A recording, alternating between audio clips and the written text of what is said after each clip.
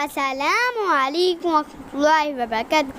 آپ کو بابا لفظ کوکنگ میں خوش آمدید ہے. آج ہم سموسہ فلنگ کی وہ ریسیپی لے کے آئے ہیں جو کہ آپ کو عام طور پہ بازار میں ملتی ہے. کراچی میں اگر آپ قیمے کا سموسہ لینے جائیں گے تو اس کے اندر یہی فلنگ ہوئی ہوگی. اس میں پیاز کی کوانٹٹی قیمے سے دگنی ڈالی جاتی ہے. یہاں پہ ہم نے 1 کپ بھر کے بھجیا کا قیمہ لیا ہے. ویسے بازار میں یہ بھینس کے قیمے میں بنائے جاتے ہیں. اس کے لیے ہم نے 2 کپ بھر کے چاپ ہوئی ہوئی پیاز لے لی ہے. 1.5 ٹیبل اسپون موٹا کٹا ہوا سوکھا دھنیا اور 1.5 ٹیبل اسپون موٹا کٹا ہوا سفید زیرہ, 1 ٹی اسپون کٹی ہوئی لال مرچ اور 1 ٹی اسپون نمک. مرچوں اور نمک کی مقدار آپ اپنی مرضی سے بھی لے سکتے ہیں. 1/4 ٹی اسپون گرم مسالہ پاؤڈر, 1/4 ٹی اسپون ہلدی پاؤڈر, 6 باریک کٹی ہوئی ہری مرچیں, 1 ٹی اسپون ادرک باریک کٹی ہوئی اور آدھا ہی ٹی اسپون لہسن باریک کٹی ہوئی. اگر آپ چاہیں تو ان کا پیسٹ بھی لے سکتے ہیں. اب ایک پین میں تقریباً 3 ٹیبل اسپون کوکنگ آئل ڈال کر درمیانی آنچ پہ گرم کریں اور اس میں لہسن ادرک ڈال کے اتنا پکا لیں کہ اس کا کچا پن اچھی طریقے سے نکل جائے. پھر اس میں پیاز اور ہری مرچیں شامل کر دیں. پیاز کا کلر چینج نہیں ہونے دینا, بس اس کا پانی خشک کرنا ہے. پیاز کو نچوڑ کے ڈالنے کی کوئی ضرورت نہیں, بس چولہے پہ تھوڑی دیر میڈیم لو ہیٹ پہ پکنے دیں. پھر اس میں قیمہ شامل کر دیں اور اسے بھی تھوڑی دیر بھونیں. جب قیمے کا پانی خشک ہو جائے اور یہ اپنا کلر چینج کر لے تب اس میں سارے خشک مسالے شامل کر دیں اور صرف 2 منٹ کے لیے انہیں چمچ چلاتے ہوئے اور پکائیں اتنا کہ یہ اچھی طریقے سے مکس ہو جائیں. بس یہ خیال رکھ لیں گا کہ اس میں تھوڑا سا بھی پانی نہ رہے, ورنہ فریز کرنے پہ یہ ایک تو اپنا پانی چھوڑ دیں گے, دوسرا خراب بھی بہت جلدی ہو جائیں گے. چولہا بند کر کے انہیں ٹھنڈا ہونے کے لیے رکھ دیں.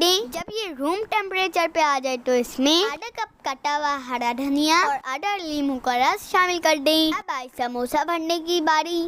پہلے تو ہم اس کی لائی بنا لیتے ہیں. اس کے لیے ہم نے 2 ٹیبل اسپون میدا اور 1/4 کپ پانی لے کر اسے اچھی طریقے سے گھول لیا ہے. یہ مانڈا پٹی کی ریسیپی آپ آئی بٹن پہ کلک کر کے دیکھ سکتے ہیں. یہ خالصتاً ہوم میڈ مانڈا پٹی ہے. بابا سے ہم نے بہت سارا ریکویسٹ کر کے سموسے لپیٹنے کی ٹیکنیک آہستہ آہستہ ریکارڈ کروائی, ورنہ بابا تو فل اسپیڈ میں چل رہے تھے.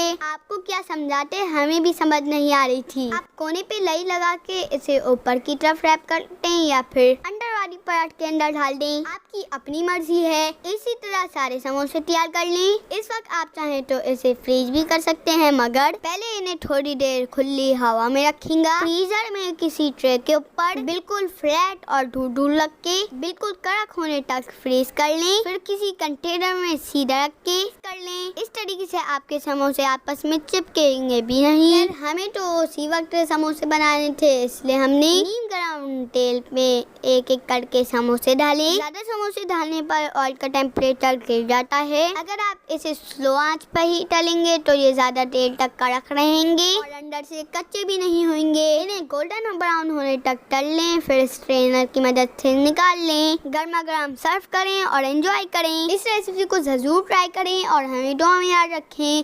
اگر آپ کو ویڈیو پسند آئے تو ویڈیو کو لائک کریں, چینل سبسکرائب کریں اور کمنٹ باکس میں ضرور بتائیں. دیکھنے جزاک اللہ خیر.